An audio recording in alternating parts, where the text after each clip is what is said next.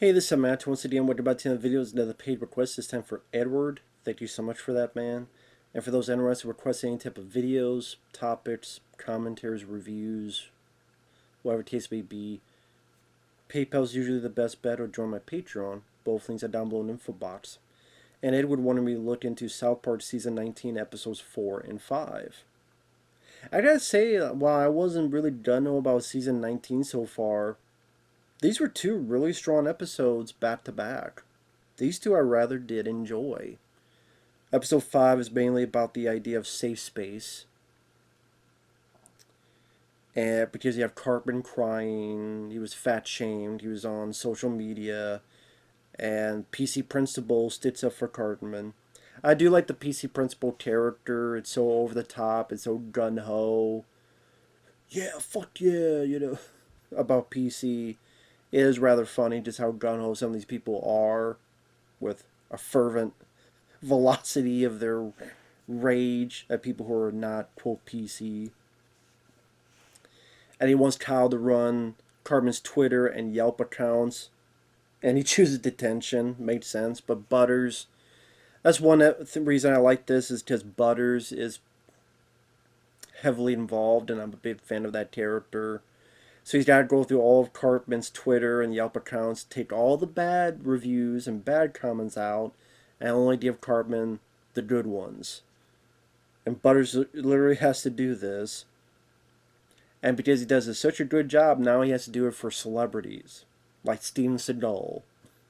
I do like they take a shot at Steven Seagal. Like Seagal goes in, talk about fat shaming, but then he starts crying just like Cartman, and he breaks down just like Cartman does. And you know how I feel about Steven Seagal, so you know how much I love that portion of it. So now he's got to go through Seagal's social media, and more so and more so and more so. And because he's going through all this hate mail, he's got to delete and edit to create these folks' safe space. You see the Butters get more and more depressed and more just completely out of it. Meanwhile, Randy, Stan's dad, he's being made to feel guilty for not giving the charity while shopping.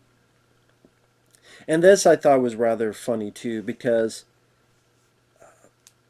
I know how that goes.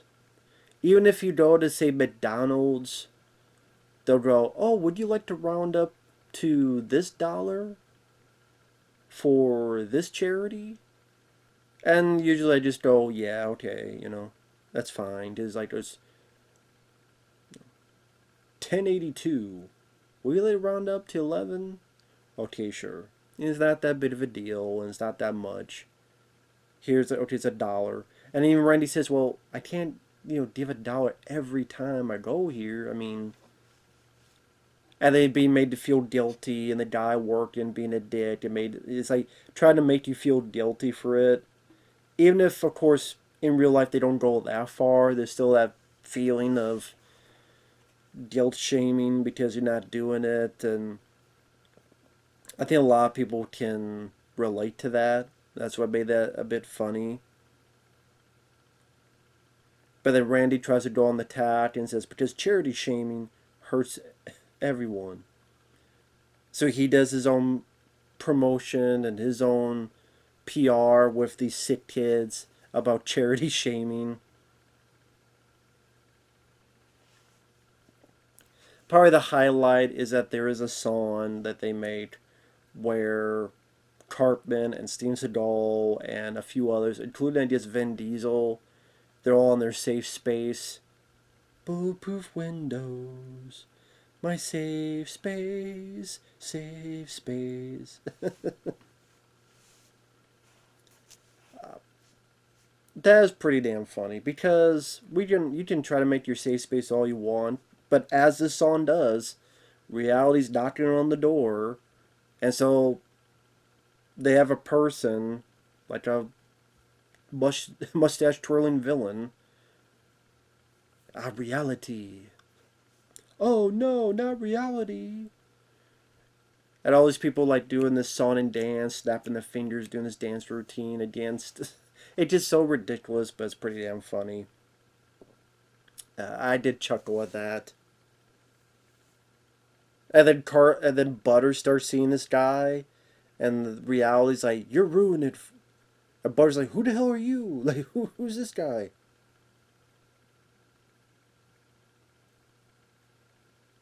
And then the two stories do come together where pretty much Randy gets the idea of, okay, well, let's get some these poor kids that he used earlier, and they're going to work at your Twitter and your Yelp and whatever, and they're going to create your safe space. So Randy ultimately gets the wrong fucking idea, and but pushes off from Butters. And the last bit is literally them hanging reality. They let Butters hang reality, and even he goes, "Is this a good idea?" So the safe space wins because in this season, it's the PC. It's South Park wanting to be more PC, and I guess in a weird way, part of that is being more protective and more of your safe space. So the safe space song, the heavy usage of Butters, which I'm always a fan of.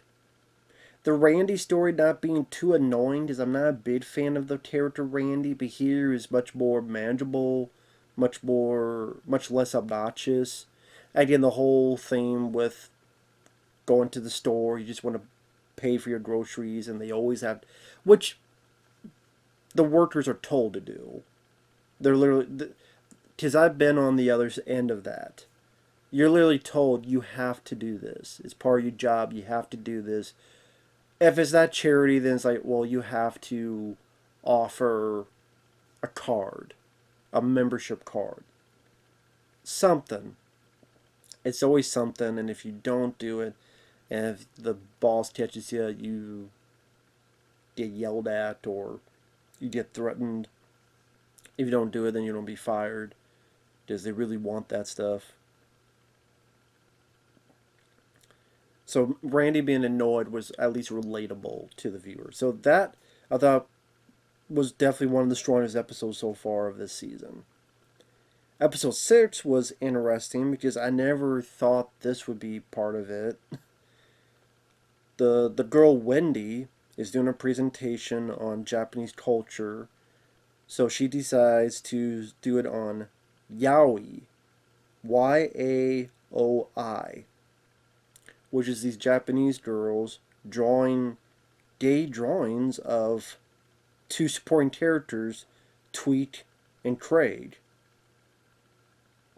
and all these very suggestive poses, kissing or holding each other. And of course, the other kids are confused because Tweet and Craig are like, "Well, we're not gay," and another kid's going, "Well, wait a minute, why are Asian girls drawing them if they're not gay?" And so, like, the whole town falls in love with these drawings. And because they fall in love with these drawings, they assume that Tweety and Craig are a couple when they're not. So people keep treating them as if they're a couple, and they don't like it. Although Tweet's parents seem to be happy about it. And then they go, well, wait a minute, if we make a fake breakup, but then Tweet is too much of a good actor, so then Tweet becomes sort of the heroic part of it, and Craig becomes the enemy. Because Tweet says, you were cheating on me and you did this. And it's one of those things that I'm like, this is kind of a strange subject to have on South Park, but I guess there's been a lot of strange on South Park, so what am I talking about? Because I've heard of this thing, Yaoi. It's, again, Yaoi. Because they do this with any type of characters. Uh, they even do it with, like, Ninja Turtles. Because they had, this is back in Iowa, a friend of mine, as a joke, hey, I got something to show you. Okay, what is it? Send me an email, and it was a bunch of pictures like this, but of like Raphael and Mighty or Raphael and Leo. I went, what the fuck, dude? Yeah, can you believe this is real? I'm like, yeah, I can.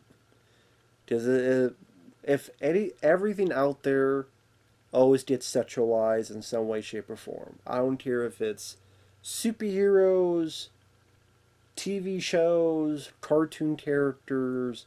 It's always going to be the case. And in this case, and I don't know if South Park, Trey and Matt, if they saw this happen with their characters and they wanted to comment on it or what. It's also interesting they decided to do this with like two lesser characters because Tweet and Trade are not really big characters. And I'm kind of surprised like they didn't do it with like Butters and Cartman or your two leads, Stan and Kyle. Just I guess because if they still try to have this be something in the background later on, they don't really want it to affect their main characters. We'll just have it affect these two guys.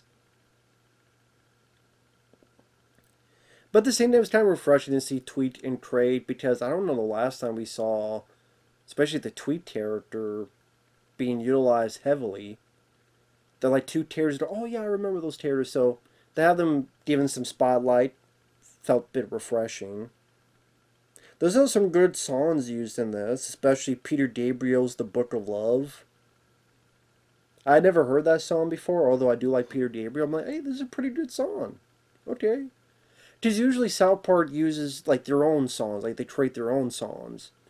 So it's rare when they just take a song. It's like I said, usually they're creating their own songs. So the fact they just use an actual song, it's kind of a rarity. It's not a common thing. So it was nice to hear that song. There's also some nice callbacks, like Butters is on the computer talking with his Canadian girlfriend, which is a reference to a much older episode. Well, not too much older, but an older episode. So, okay, I like that there's a bit of consistency there. Nice callback. The only thing I didn't care for, they bring about the Cupid Cartman, and the Cupid bee is in love with the actual Cartman, and is trying to hook up with Cartman, and Cartman's like, no. So, like, he goes to a gay bar, but he's talking to himself, and the others are going, well, what's he doing here? Why is this kid here? Who's he talking to? And of course, at the end, you find out that he's talking with Cupid me, but in reality, he's jerking off in the bathroom, and the mom sees it, goes back and goes, oh. So I guess that's Cartman realizing what masturbation is with Cupid me, and not realizing it. So everything with Cupid me was just all in his head, and I don't know. I mean, I guess it depends how you feel about the Cupid version of Cartman. To me, it was kind of funny for one episode. I really don't know, really care about as an ongoing character, but that just is what it is. I would say the other stuff with Tweet and Trade, and also like Stan misunderstanding that Japanese people, they decide who's gay and who's not. Because again, Stan was confused, like, why are Asian girls drawing them if they're not gay? And just misconstrues that, oh, well, they decide who's gay and who's not.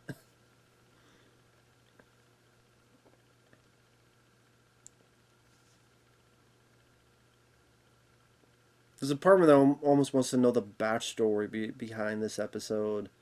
A part of me does. A part of me is like, maybe that's best left up to be to being a mystery. But definitely not what I would have expected, but it is South Park, so expect the unexpected. So like I said, I like some of the callbacks. I like the usage of characters that haven't been used much recently, like Tweet and Craig. Like I said, there's a part of me that's surprised they didn't use like bigger characters, but again, if this is something that goes on, referenced later on, I just they didn't want to put that with the main characters. And have to deal with that later, or have to come up with an explanation or something else. The Cupid stuff wasn't the biggest fan of, but other than that, I thought it was pretty strong episode actually. I see episode 5 and 6 definitely some of the better ones of this season. So actually, nice surprise. Just like the last couple episodes, I wasn't big on, but one after the other, pretty strong. So hopefully it keeps up. So with that said, thanks for watching. Take care, and we'll see you guys later.